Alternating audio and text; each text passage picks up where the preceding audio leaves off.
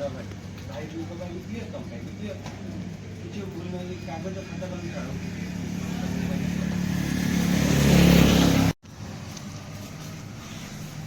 आसी पहुँची जाइचु आम भिकारी दुकान पाखे संक्रांति रे अरुआ भात को डालमा माड़ हम भिकारी दुकान में पहुँची जाइए किसी ग्रोसरी नापी चाउल डाली फुटण जीरा आउ डालटा घी एमती इत्यादि इत्यादि किसी ना किसी जिनस नापी आसमें पहुँचे भिकारी पाखे भिकारी आमर सौदा दौरान देख एटा भाई जीरा राइस भलटा टी जीरा राइस चावल देख पूरा सफा चावल ये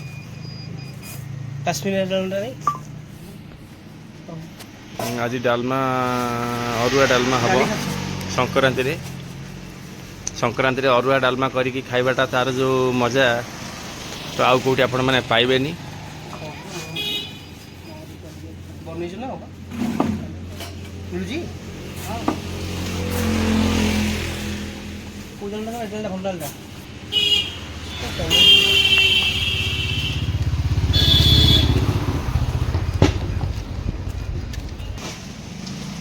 मिल्क मोर दही सब टेस्ट जिनस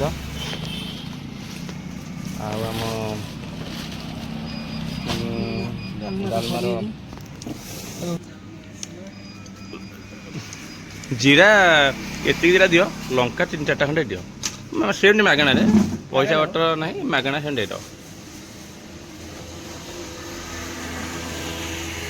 दियो तुम धर्म हम संक्रांति पूरा संक्रांति देदेला तुम धर्म हम अधिका तो दरकार नहीं कहीं बेटे ये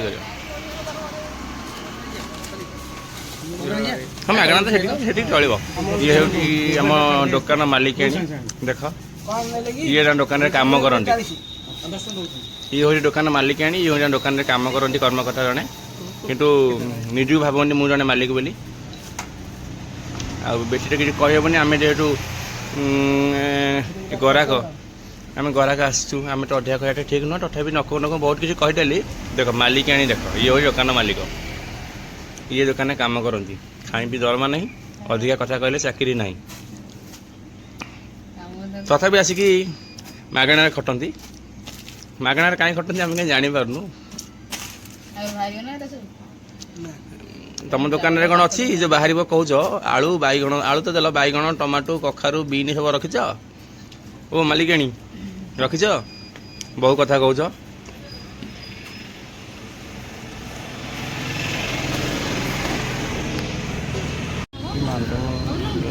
आम निमापड़ा बजार मध्य जाऊँ आउ किछि दूर रहा आमर परिबा मार्केट से परिबा मार्केट आम किसी परिबा नबू यहाँ हूँ निमापड़ा बजार दृश्य दोलबेदी छक आउ गोटे मिनिट मध्य आम पहुँची परिबा मार्केट परिबा नहीं आम ग्रोसरी सौदा आमर सरला आम ग्रोसरी सौदा सारिकी केनाल रोड रे जाऊँ किसी नापी ग्रीन परिबा संक्रांति आमर आज हम टे डालमा चलतु ग्रीन परिबा किसी किनिकी नहीं आम जा आम आसी पहुँची गलु दोलबेदी छक निकट में इठे आम अजित परिबा किणुचे केते ग्रीन परिबा तू डाकी दे से बाहर कर दिंतु सब ग्रीन परिबा देखते कदली अच्छी आलू अच्छी गाजर अच्छी टमाटो अच्छी लंका अच्छी केते ग्रीन परिबा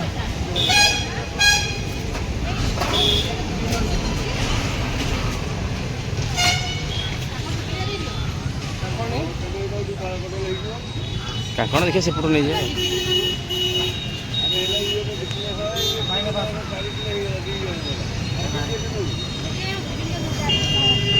दी 3टा दे धुआई थुआ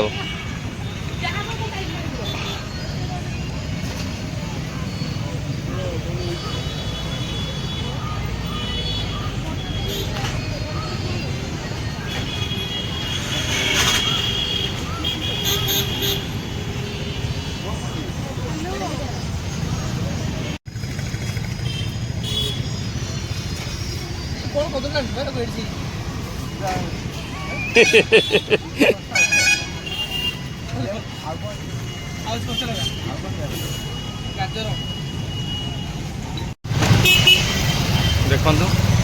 ଆମେ ପରିବା ସାରିକି ବର୍ତ୍ତମାନ ଏବେ ଯାଉଛୁ ଗୁଲୁ ଭାଇଙ୍କ ବସା ଆଡ଼େ। ଏଇଟା ଆମର ସବୁଠୁ ସୁନ୍ଦର କଥା ଆଜି ସଂକ୍ରାନ୍ତି ସକାଶେ ପତାକା ମରା ହେଇଛି। ଏଇଟା ହନୁମାନଙ୍କର ଜୟ ଶ୍ରୀରାମଙ୍କ ପତାକା ଲାଗିଛି। ପ୍ରତ୍ୟେକ ଗଳିରେ ପୁରା ଶେଷ ଯାଏ ଲାଗିଛି। ଛାଉଣି ହେଇଛି ପୁରା ଛାଉଣି ହେଇଛି ପତାକାରେ। ଆମେ ଦୁଇ ବନ୍ଧୁ ପରିବା ଗ୍ରୀନ୍ ପରିବା କିଣି ଅବିକା ଯାଉଛୁ ଗ୍ରୀନ୍ ଲାଣ୍ଡା ଆଡ଼େ। ଗଳିରେ ଗଲୁ, ଗଳିରେ ଯାଉଛୁ। ଏଇ କିଛି ବାଟ ଆଗରେ ପଡ଼ିଯିବ ହୋଟେଲ ଗ୍ରୀନ୍ ଲାଣ୍ଡ। ଦେଖନ୍ତୁ ଆମ ପଟେ ଆସିଲା ସ୍ୱପ୍ନା ଆଗରେ ଆମର ସ୍ୱପ୍ନା ଚାଲି ଚାଲି ଆସୁଛି। ଆମେ ଗ୍ରୀନ୍ ଲାଣ୍ଡ ମଣ୍ଡପ ଭିତରକୁ ପ୍ରବେଶ କଲୁ। ଗେଟ୍ରେ ଏଣ୍ଟ୍ରି କରି ଭିତରେ ଏଠି ପହଞ୍ଚିକି ଗାଡ଼ି ରଖିଲୁ।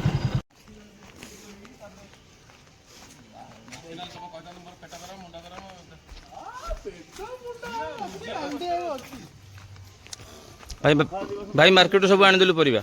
ଆଚ୍ଛା ଠିକ୍ ଅଛି।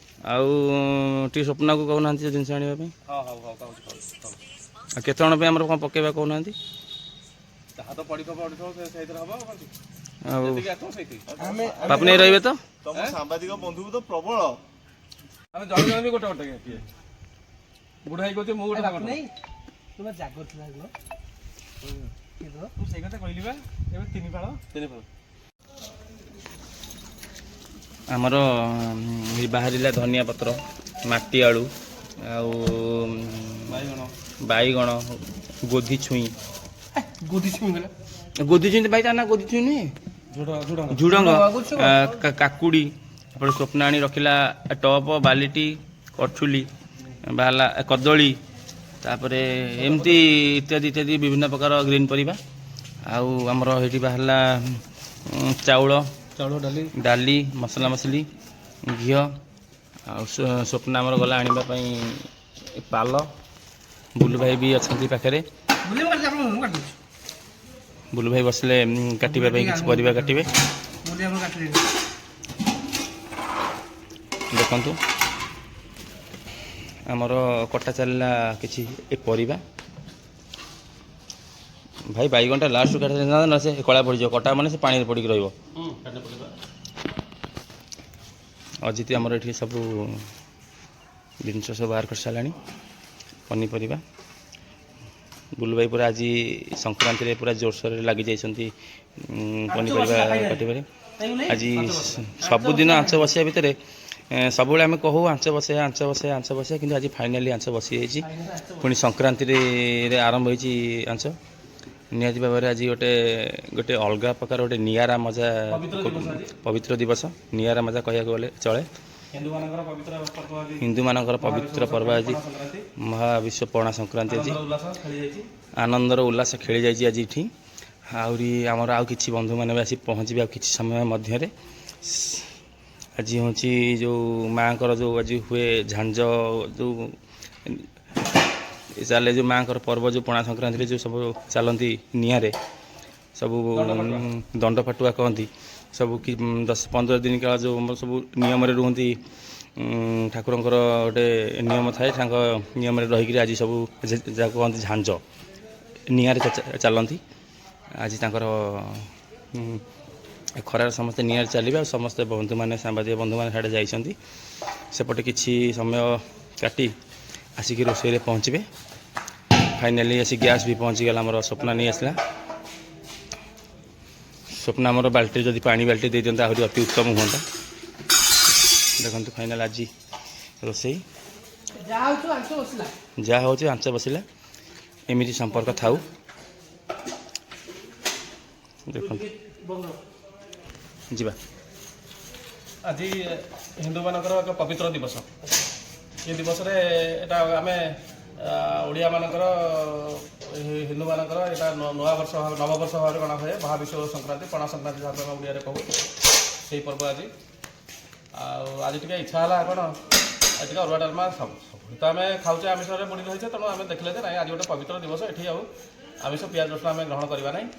ଆମେ ଅରୁଆ ଡାଲମା କରିବା, ଆଳୁ ଚଟଣି ଟିକେ କରିବା, କାକୁଡ଼ି ସାଲାଡ଼ ଟିକେ ହେବ। ଏବଂ ପାମ୍ପଡ଼ଟିଏ ହେବ। ସେଥିପାଇଁ ଆମେ ସବୁ ଜିନିଷପତ୍ର କିଣାକିଣି ପନିପରିବା କିଣାକିଣି କରିକି ଆମର ବନ୍ଧୁ ଅଜିତ ଏବଂ ବିବେକାନନ୍ଦ ନେଇକିରି ଆସିଲେ।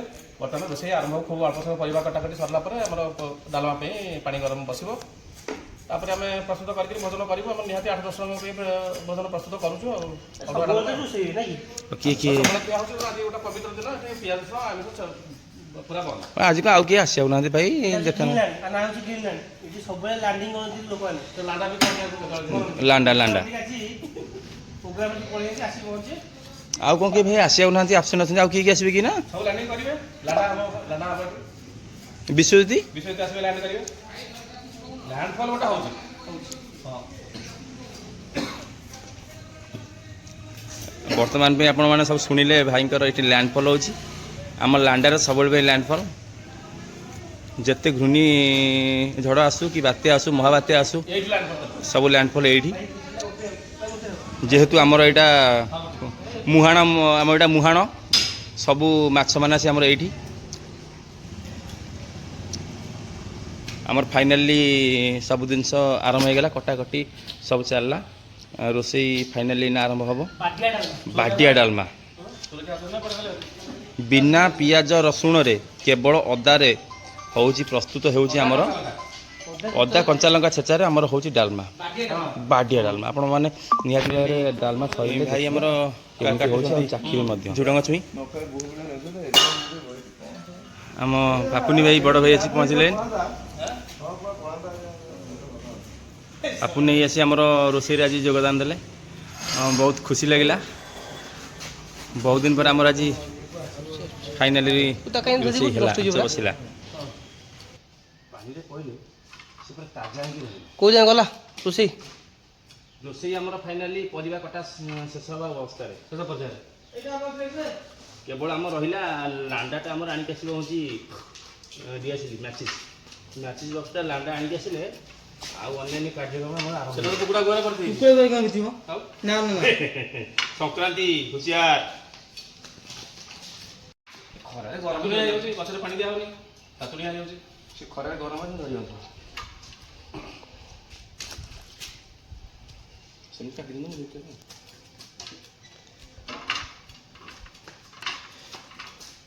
ବର୍ତ୍ତମାନ ଲ୍ୟାଣ୍ଡଫଲ୍ କରିବ ରୋଷେଇଟା। ରୋଷେଇ ଲ୍ୟାଣ୍ଡଫଲ୍ କରିକିରି ସେଟା ବର୍ତ୍ତମାନ ବଳ ଗୋଟଉଛି, ଦାନା ବାନ୍ଧୁଛି। ଆଣ୍ଡାମାନରେ ସବୁବେଳେ ଦେଖନ୍ତୁ ଆପଣଙ୍କର ଯେଉଁଗୁଡ଼ାକ ଇଏ ହେଉଛି କ'ଣ ତା ନା ବାତ୍ୟା ଆସୁଛି, ସିଏ ସିଆଡ଼େ ଯାଇକିରି ଆଣ୍ଡାମାନରେ ତାଙ୍କର ଯୋଡ଼ା ଯୋଡ଼ି ହେବେ, ଡେଲିଭରି କରିବେ ଆସିକିରି ଏଇଠି ଆମରି ପାଖରେ ଏଇଟା ଆମର ଶସ୍ତା ହେବି। ଆଣ୍ଡାମାନରେ ସେମାନେ ସେଠି ତାଙ୍କର କ'ଣ ହେବ କି ଆଣି ମୁଁ କାହିଁ ଜାଣିପାରିବି। ସେ ବାହା ଇଏ ତାହେଲେ ତମ ଆଣ୍ଡାମାନରେ ଯୋଡ଼ା ଯୋଡ଼ି ହେବ, ଏଠି ଆସିକିରି ଆମରି ପାଖରେ ଆଣିକିରି ଏଠି ଫୋପାଡ଼ିବ, ଡେଲିଭରି କରିବ। କିଏ ଆସୁଛ କଥା ଆମେ ଜାଣିପାରୁନୁ, ଆମର କ୍ଷତି ହେବ। ଆମେ ଠିକା ନେଇଛୁ, ଆମେ ଠିକା ନେଇଛୁ, ତମ ପ୍ରକୋପ ସହିବାକୁ ଆମେ ଠିକା ନେଇଛୁ। ହଁ ଆମ ଲାଗି ତମେ ବସୁଛ, ଆମଠୁ ଠିକା ନେଇକି ଆମକୁ ମାରୁଛ। ଆମେ ଆସିଲା ବେଳକୁ ବଳ ଗୋଟଉଛ ତମେ। ବଳ ଗୋଟେ ଭୀଷଣ ବାତ୍ୟାର ଭୀଷଣ ଅବପାତର ରୂପ ନେଉଛି।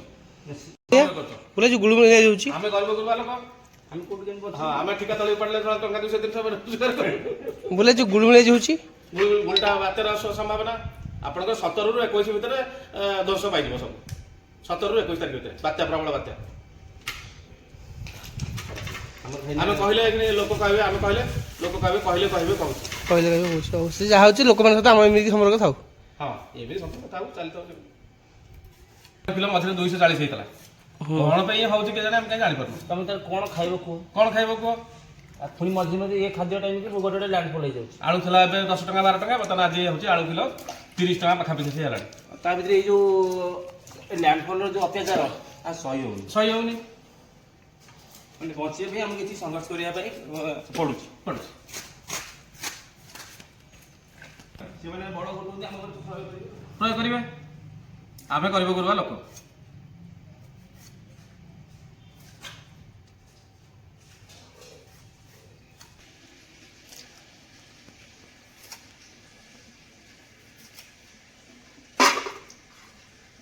ଆଳୁ ତ ଅଧିକା ହେଇଗଲା ବୋଧେ। ଖାଲି ମୋର ଗୋଟେ ଅଲଗା ପରିବା ଟିକେ ରଖିଦେଲେ ତାକୁ ମୁଁ ମୋର ବାଡ଼େଇବି ଆଉ।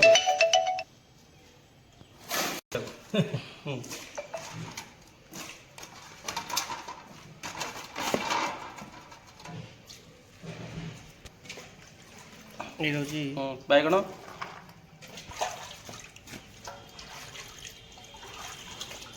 ପରିବା କଟାକଟି ସରିଲା ଏବଂ ଶେଷ ପର୍ଯ୍ୟାୟରେ ପହଞ୍ଚିଲା। ଆଜ୍ଞା ବର୍ତ୍ତମାନ ଡାଲମା ପଡ଼ିକିରି କଷାଟା ଆରମ୍ଭ ହେବ।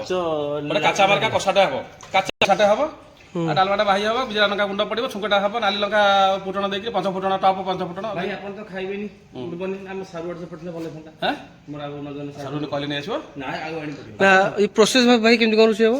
ତ ସେଟା ବିବେକାନନ୍ଦ ବାବୁ କହିବେ, ସେ ତାଙ୍କ ହିସାବରେ କରୁଛନ୍ତି। ଆଚ୍ଛା ଆମର ହେଉଛି କ'ଣ, ଗରମ ପାଣି ହେଲା, ତା ଦେହରେ ଡାଲି ପରିବା ପଡ଼ିଲା, ବୁଝିଲେ କି? ଡାଲି ପରିବା ସିଝିଗଲା ବେଳକୁ ଡାଲି ଫିଟି ଆସିବାକୁ ଥିବ ଟିକେ ଓହ୍ଲେଇ ଦେବେ। ତାପରେ ଜିରା ଲଙ୍କା ଗୁଣ୍ଡ ମରା ହେଲା, ଜିରା ଲଙ୍କା ଗୁଣ୍ଡ ମରା ହେଲା ପରେ ରହିଲା ସେମିତି। ଯେତେବେଳେ ଛୁଙ୍କ ହେବ, ଖାଣ୍ଟି ସୋରିଷ ତେଲ, ଘଣା ପେଟା ସୋରିଷ ତେଲ, ତା ଦେହରେ ବଡ଼ ନାଲି ଲଙ୍କା ଆଉ ଫୁଟଣ, ପଞ୍ଚ ଫୁଟଣ ଦେଇକି ଇଏ କରି ତାକୁ ଦେବେ ଏକାଥରେ ପୁରା ମାରିକିରି ଗୋଲମରିଚ ଗୁଣ୍ଡ, ଅଦା ଲଙ୍କା ଛେଚା ଦେଇକି ସବୁ ମାରିଦେବେ ପୁରା ଏକ ରେଡି। ପୁରା ବାଡ଼ିଆ ଡାଲମା ଆଉ ପୁରୀ ଡାଲମା ଆଉ ପୁରୀ ଡାଲମା, ବାଡ଼ିଆ ଡାଲମା ଆଉ ବହି ଗୁଣ୍ଡ। ହଁ ବହି ଗୁଣ୍ଡ। ରୋଷେଇଟାକୁ ଜଲ୍ଦି ଯେତେ ଶୀଘ୍ର ପାରିବା ଆମେ ସାରିବାକୁ ପଡ଼ିବ, ବୁଝିଲେ କି? କାରଣ ଆଜି 2ଟା ମ୍ୟାଚ୍, ରବିବାର ଆଜି 2ଟା ମ୍ୟାଚ୍। ଏପଟେ ଲକ୍ଷ୍ନୌ କଲିକତା ମ୍ୟାଚ୍ ଅଛି, ସେପଟେ ରାତି ବେଳାକୁ ଅଛି ଚେନ୍ନାଇ ମୁମ୍ବାଇ ଆଉ 2ଟା ଷଣ୍ଢ ହଉ। ହଁ 2ଟା ଷଣ୍ଢ। କିନ୍ତୁ ଆଜି ହେଉଛି ବିଶ୍ୱସତ କ'ଣ, ଆଜି ଧୋନି ତାଙ୍କ ଜୀବନର ଶେଷ ମ୍ୟାଚ୍ ୱାଙ୍ଖେଡ଼େରେ ଖେଳିବେ। ଆଚ୍ଛା ଆମେ ଭାବୁଛେ ଯେ ବୋଧହୁଏ ଧୋନିଙ୍କର ଏଇଟା ହେଉଛି ଲାଷ୍ଟ IPL। ସେ ବି ସୂଚନା ସେ ବିଷୟରେ ଦେଲେଣି। ତେଣୁ ଆଉ ଚେନ୍ନାଇର ୱାଙ୍ଖେଡ଼େରେ ମ୍ୟାଚ୍ ନାହିଁ, ତେଣୁ ୱାଙ୍ଖେଡ଼େ ଷ୍ଟାଡିୟମରେ ଆଜି ଧୋନିଙ୍କର ଶେଷ ମ୍ୟାଚ୍ ହେବ, ଅନ୍ତିମ ମ୍ୟାଚ୍। ହଁ ଆଉ ୱାଙ୍ଖେଡ଼େବାସୀ ଦେଖିବାକୁ ପାଇବେନି ଧୋନିଙ୍କ ଖେଳ। 42 ବର୍ଷ ବୟସ ହେଲାଣି, ଖେଳ ବି ଆସ୍ତେ କିନ୍ତୁ ଭଲ ଖେଳୁଛନ୍ତି, ୱିକେଟ୍ କିପିଂ ବଢ଼ିଆ କରୁଛନ୍ତି, ବ୍ୟାଟିଂ ବଢ଼ିଆ ହେଉଛି। ଏଇ 37 ମାରିଲେ 3ଟା ନା ଦୀପକ ମ୍ୟାଚ୍, ହଁ ବଢ଼ିଆ ଖେଳୁଛନ୍ତି। କିନ୍ତୁ ମୋତେ ଲାଗୁଛି ଯେ ନିଶ୍ଚିତ ଭାବରେ ଧୋନିଙ୍କର ଏଇଟା ଶେଷ IPL, ଆପରେ ଆଉ ଖେଳିବେନି। ତେଣୁକରି ଆମେ ତରବର ହେବା, ଯେମିତି ରୋଷେଇଟା ସରିଲେ 3ଟା ଭିତରେ ଖାଇ ପିକି ତାପରେ ଖେଳ ଦେଖିବା। ଆଉ ଆଜି ଏପଟେ ବିଷୁବ ସଂକ୍ରାନ୍ତି, ପଣା ସଂକ୍ରାନ୍ତି, ସାଡ଼େ ରବିବାର ସରିଲା ପରେ ସେକେଣ୍ଡରେ ଆମର ହେଉଛି ଡବଲ ଏକାଥରେ ପରିବାଟା କଷା ହେଇକି ପଡ଼ିବ, ନୁହଁ କି? ହଁ ଏଥିରେ ଆଉ କିଛି ଆଉ ପଛ କିଛି ତ ଛୁଙ୍କ ଆଉ ଛୁଙ୍କ ହେବାର ନାହିଁ। ଆଚ୍ଛା ହଁ ଯାହା ବିବେକାନନ୍ଦ ବାବୁ କରୁଛନ୍ତି ଆଜି ଡାଲମାଟା, ଦେଖିବା ଡାଲମାର କ'ଣ ଟେଷ୍ଟ ଆସୁଛି ଏବଂ ଭାଇ ଡାଲମା ହେଲା ଭଳିଆ ମୋତେ କାହିଁ ଲାଗୁଛି। ହଉ ଆଗ କଷା ହେଇଗଲା ଆଉ ବର୍ତ୍ତମାନ କେତେ ଟଙ୍କା ଗଲା କହୁଛି ଆଚ୍ଛା। ବର୍ତ୍ତମାନ ପରିବା ଆମର କଷା ଚାଲିଛି, ପରିବାଟା କଷା ଆମର ଚାଲିଛି।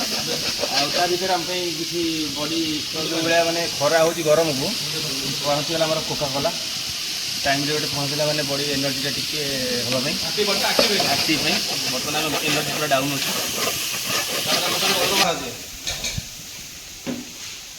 ମହାରାଜ ଗରୁଡ଼ ସ୍ୱୟଂ ଆସୁଛନ୍ତି।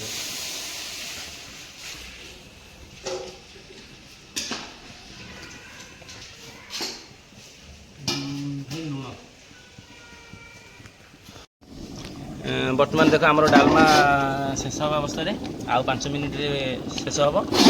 ଭାତ ବି ଏଇଠି ଫୁଟୁଛି, ଭାତକୁ ଗଲେ ମ୍ୟାକ୍ସିମମ୍ 5 ମିନିଟ୍ 7 ମିନିଟ୍ ଭିତରେ।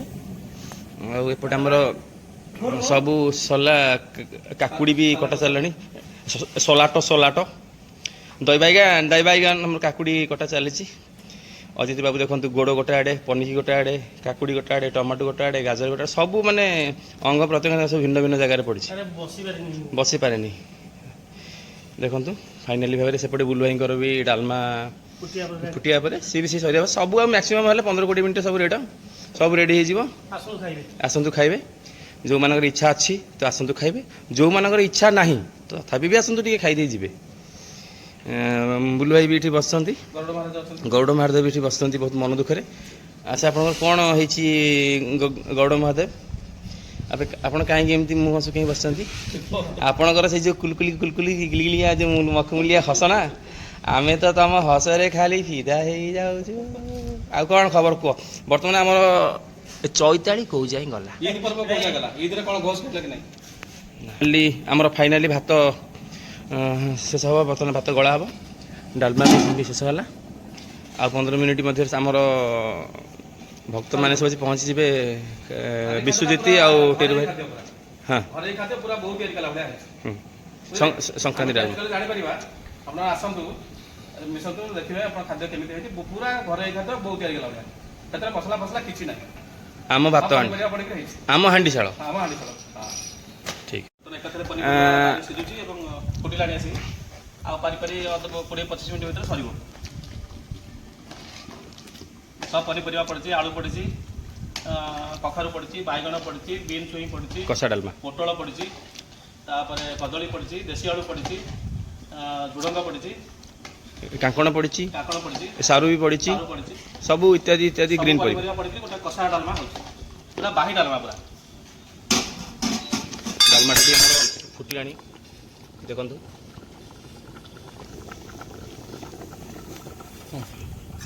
ଦେଶୀ ଯୁଗାଡ଼ ଏଇଟା। ଏଇଟା ଆମର ଦେଶୀ ଯୁଗାଡ଼। ବର୍ତ୍ତମାନ ଆମର ଅଜିତ ବାବୁ ଛୁରୀ ନାହିଁ ଆମ ପାଖରେ। ଛୁରୀର ଅଭାବରୁ ଆଜି ଗାଜର କେମିତି ଛଡ଼ାଉ ଦେଖ କରଛୁଲି ପେଣ୍ଟ ଲାଣ୍ଡା ଭଳିଆ ତାକୁ ଲାଣ୍ଡା ପୁରା ଲାଣ୍ଡା। ଆଜି ବି ଆମର ପାଖରେ ଲାଣ୍ଡା ବି ଆଜି ବହୁତ ରାଗି ଯାଇଛନ୍ତି। ଆସୁନାହାନ୍ତି। ବହୁତ ଥର ତାଙ୍କୁ ଦୌଡ଼ା ଧପଡ଼ା କରିକି ଲାଷ୍ଟକୁ ରାଗି ଯାଇକି କହିଲେ ମୁଁ ଗାଧେଇବି, ଗାଧେଇକି ଆସିଲେ ମୁଁ ଖାଇବି।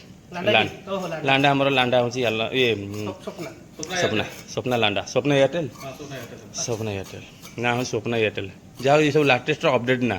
ସେଠି ବୁଲୁ ଭାଇଙ୍କର ଡାଲମା ବସିଛି। ବୁଲୁ ଭାଇଙ୍କର ଏଠି ବୁଲୁ ଭାଇ ଆଜି ଆମ ପାଖରୁ ଭିନ୍ନ ହୋଇଯାଇଛନ୍ତି, ଆମକୁ ଭିନ୍ନ କରିଦେଇଛନ୍ତି।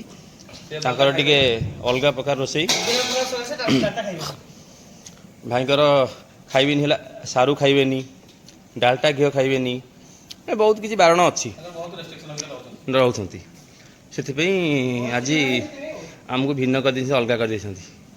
ଆମ ଘର ଅଲଗା। ଆଜି ଫାଇନାଲି ଭାବରେ ଆମର ଆଜି ରୋଷେଇ ସମ୍ପୂର୍ଣ୍ଣ ହେଇଛି। ମୃଦୁ ପାନୀୟ କୋକା କୋଲା ସଂକ୍ରାନ୍ତି ନହେଲେ ନାହିଁ ତ କିଛି ଆମର ତ ହୁଏନି। ଆମେ ତ ଆରମ୍ଭ କରି ପ୍ରଥମ କରି କରିଛୁ। ଏଇଟା ଆମର ଜାରି ରହିବ ନିଶ୍ଚିନ୍ତ ଭାବରେ। ତ ଏତେଟା ନୁହେଁ, କେବଳ ଆମେ ଜଗିବୁ ସଣ୍ଡେ ସଣ୍ଡେକୁ ଫଣ୍ଡେ ଆଉ। ମେଥି ଶାଗ ପରଟା ନିଶ୍ଚିତ ଭାବରେ ହେବ ଆମର ରିସେଣ୍ଟଲି ମେଥି ଶାଗ ପରଟା। ସେଇଟା ଆପଣ କରିବେ? ସେଇଟା ଆମକୁ ତ ଆସିବନି, ଆମେ ଶିଖିଗଲେ ନେକ୍ସଟ ଟାଇମ୍ ଆଉ ଆପଣଙ୍କୁ କରିବାକୁ ପଡ଼ିବନି। ହେଲା ଆଉ ବର୍ତ୍ତମାନ ଆମର କାକୁଡ଼ି ସାଲଡ଼ ପାଇଁ ପ୍ରସ୍ତୁତ ହୋଇଗଲା। ସାଲଟ ସାଲଟ ଡାଲମା ଡାଲମା ଓ ରାଇତା ପନିର କୁଚକୁଚ। ଆମର କାକୁଡ଼ି ଗାଜର ଟମାଟୋ ପ୍ରିପାରେସନ୍ ହେଇଗଲା। ତା ସାଙ୍ଗେ ବି ମିଲ୍କ ଦହି, ତା ସାଙ୍ଗରେ ଲେମ୍ବୁ, ଧନିଆ ପତ୍ର, କଞ୍ଚା ଲଙ୍କା। ମୋର କାକୁଡ଼ି ଅଲଗା ରଖିବ। ହଉ ମୋର ଦହି ନାହିଁ। ବୋଲେ ଆପଣ ଡାଲମା କୋଉ ଯାଏଁ ଗଲା? ସରିବା ଉପରେ ହେଇଲାଣି ଆଉ 5 ମିନିଟ୍ ଭିତରେ ସରିବ।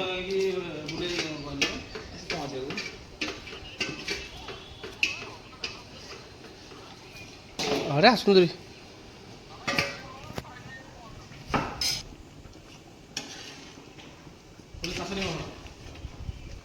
ଆଚ୍ଛା ଆମର ଜଣେ ଭାଇନା ଆଜି ଅରୁଆ ଖାଇବାକୁ ମନା କରନ୍ତି, ତୁମକୁ କ'ଣ କହିବେ? ଭାଇନା ଆକ୍ଚୁଆଲି ତାଙ୍କର ନିହାତି ଭାବେ ତାଙ୍କର ଆଇଁଷ ଟିକେ ନହେଲେ ହବନି। ଆଚ୍ଛା ସଂକ୍ରାନ୍ତିରେ ବି ଯଦି ସେ ଖାଇବେ ଟିକେ ସାଧା ଟିକେ ଆଇଁଷ ଭଳିଆ ଲାଗୁଥିବ। ଆଚ୍ଛା ସେମିତି ହେଲେ ତାଙ୍କର ଟିକେ ଦରକାର। ପଣସ କଠା ହେଇପାରେ। ଆମେ ଜାଣିଛେ ଭାଇନା ଆଣିଛେ, କିନ୍ତୁ ସଂକ୍ରାନ୍ତିରେ ଭାଇନା ଟିକେ ଆଡଜଷ୍ଟମେଣ୍ଟ ନ କଲେ କେମିତି ହବ କହିଲେ? ଆଚ୍ଛା ଆଚ୍ଛା ସବୁ ଜିନିଷ ଦେଖିବାକୁ ପଡ଼ିବ ନା ଆଉ। ସିନିୟର ଭାଇନା ତ ଯାହା କହିବେ ସେ ହବ।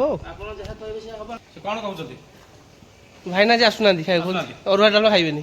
ଆଜି ପଣା ସଂକ୍ରାନ୍ତିରେ ଅରୁଆ ଡାଲମା ନ ଖାଇ କ'ଣ ଖାଇବା? ଆଉ ତାର ବିକଳ୍ପ କିଛି ଆମିଷ ତ କେବେ ଗ୍ରହଣୀୟ ନୁହେଁ। ବିଶେଷ କରି ଭାଇନା ଆମର ଜଣେ ଶାସନୀ ବ୍ରାହ୍ମଣ। ସେ ବ୍ରାହ୍ମଣଙ୍କ ପକ୍ଷରେ ନିହାତି ପାଳିବା କଥା। ସଂକ୍ରାନ୍ତି, ଗୁରୁବାର, ଶନିବାର, ସୋମବାର ସବୁ ପାଳିବା କଥା। ଆଉ ସିଏ ତ କହୁଛନ୍ତି ମୁଗ ମଟନ ଖାଇବେ। ଆଉ ମୁଁ ଆଉ କ'ଣ ଏଥିରେ ଆମେ କ'ଣ କହିପାରିବା? ଆଉ ଯଦି ଲୋକ ନ ଖାଇବ ଅରୁଆ ଡାଲମା ପଣା ସଂକ୍ରାନ୍ତିରେ, ତାହେଲେ ସେ କ'ଣ ଖାଇବ ଆଉ? ଠିକ୍ ଠିକ୍। ହଁ ହେଇପାରେ ଗୋଟେ ପଣସ କଠା ତରକାରୀ ହେଇଥାନ୍ତା କି ଚିଲି ପଣସ ହେଇଥାନ୍ତା, ତାହେଲେ ହয়তো ହେଇଥାନ୍ତା ଟିକେ ସେଟା ଆମିଷ ଭଳିଆ ଲାଗିଥାନ୍ତା। ଆଉ ଚିଲି ପଣସ ତ ହଉନାହିଁ। ଏ ଦିଟା କି ବ୍ରାହ୍ମଣ ସିଆ ବିଶ୍ୱ ସିଆ ହଁ ବିଶ୍ୱ ଆସିବ ଟି ଆସିବେ କହୁଛନ୍ତି 2 ଜଣ ପୁଣି ଶାସନୀ ଶାସନୀ ବ୍ରାହ୍ମଣ। ଡାଲମା କମ୍ପ୍ଲିଟ୍ ଅଛି। ହଉ ଭାଇ ଆପଣ ଦେଖାଯାଉ। ହଁ ଦେଖାଯାଉ। ହେଇ ଈଶ୍ୱର ବିଚାର ସରିଗଲା। ଡାଲମାଟା ତ ବାହି ଡାଲମା ହେଇଛି ପୁରା ଚାମ୍ପିଆନ ଡାଲମା ପୁରା। ନା କାଠକୁ ମାରିଦେଲେ ସେ କାଠରେ ଲାଗିଯିବ ଡାଲମା।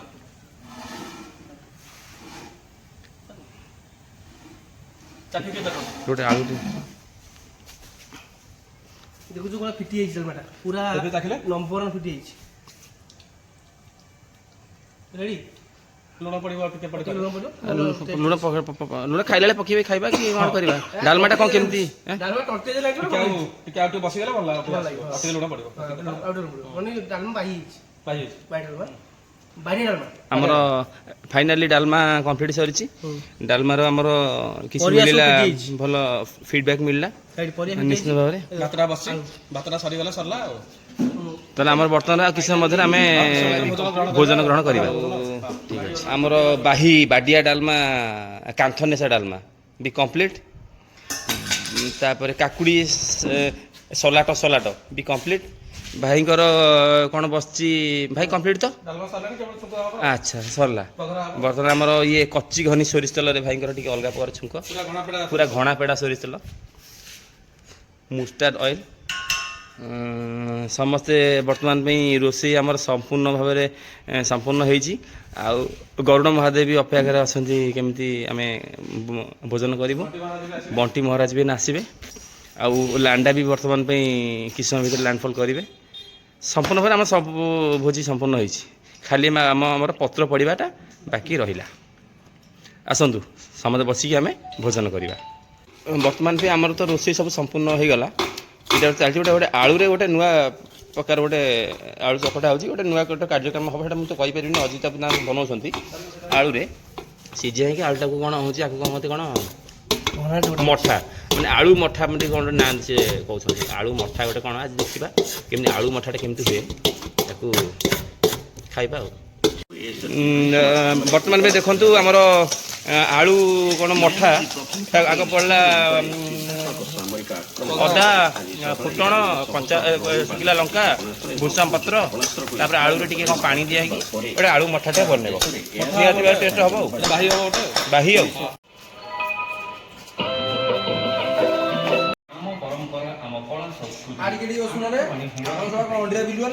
ନା 150 ଭାଇ ବାବା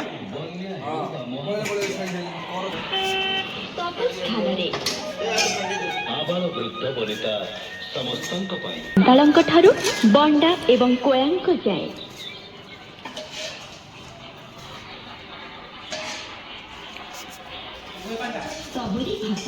ଦେଖନ୍ତୁ ବର୍ତ୍ତମାନ ପାଇଁ ଆଜିକା ସମୟରେ ବି ଲୋକ ରେଡ଼ିଓ ଶୁଣିକି ବି କିଛି ଖୁସି ଅନୁଭବ କରିକି ଭୋଜନ କରୁଛନ୍ତି ଦେଖନ୍ତୁ ରେଡ଼ିଓ ସେତେବେଳେ ତ ଥିଲା ରେଡ଼ିଓ ଅଲଗା ତ ଲାଟେଷ୍ଟ ମଡ଼େଲ ହେଇଗଲାଣି ବୁଲୁ ଭାଇଙ୍କର ରେଡ଼ିଓ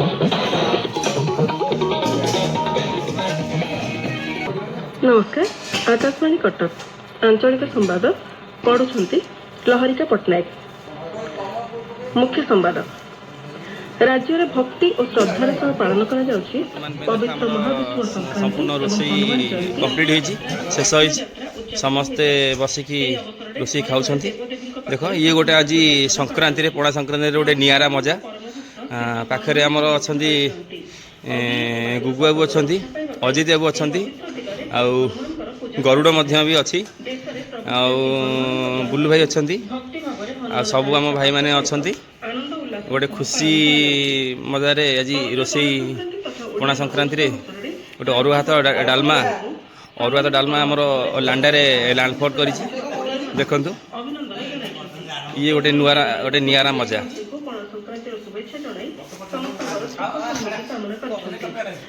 ଏଇ ଲାଣ୍ଡା ଏ ପନିକି ଆଡ଼େ ଗୋଡ଼ ବାଜିବ ଫାଳେ ପଳେଇବ ଭାଇ ଆଜି ସାଉଣ୍ଡ କମ ହଁ ଚଳିବ ସେଠି ଭାଇ ଆଜି ଆମର ଲାଣ୍ଡାରେ ଆଜି ଆମର ରୋଷେଇ ସମ୍ପୂର୍ଣ୍ଣ ହେଇଛି ଆଉ ଲ୍ୟାଣ୍ଡଫଲ୍ ବି ହେଇଛି ମାନେ କହିବାକୁ ଗଲେ ଆମର ହାଣ୍ଡିଶାଳ ରୋଷେଇ ନା କି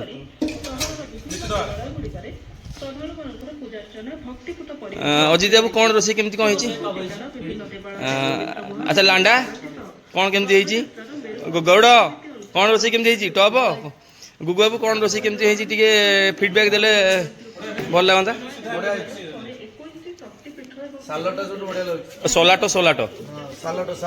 ସୋଲାଟ ନା ଦହି ବାଇଗଣ ସେଥିପାଇଁ ଆଳୁ ଭର୍ତ୍ତାରେ କାମ ଚଳିଲୁ ପୁରା ଆପଣମାନେ ଦେଖୁଥିବେ ସବୁବେଳେ ପାଇଁ କ୍ୟାମେରାମ୍ୟାନ ରୁହେ କ୍ୟାମେରା ପଛରେ ବର୍ତ୍ତମାନ ସମସ୍ତଙ୍କର ଖିଆ ସରିଯାଇଛି କିନ୍ତୁ ଏକୁଟିଆ ଜଣିଏ ଖାଉଛି ସେ ହେଉଛି ଲାଣ୍ଡା ହେଉଛି ମହାଲ ମାଣ୍ଡା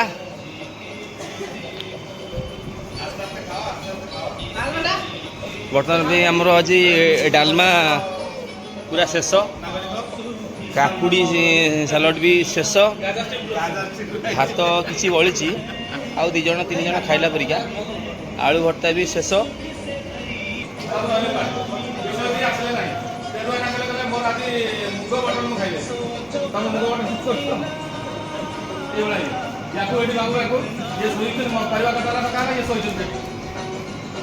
ଯଦି ବଣଭୋଜି ହେଇଥାନ୍ତା ତାହେଲେ ସେ ନିଶ୍ଚିତ ଭାବରେ ଆସିଥାନ୍ତା।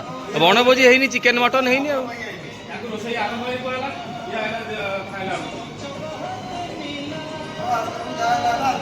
ଭାଇ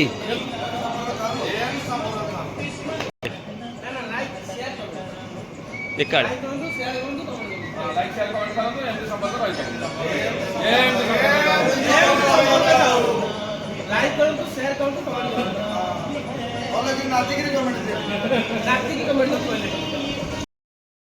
ଏବେ ତ ଖାଇବା ସରିଲା ବୁଲୁ ଲାଣ୍ଡା ବି ସରିଲା। ଏବେ ତମର ଭାଇ ଖାଇବା ସରିଲା, ମାନେ କଣ କରିବା?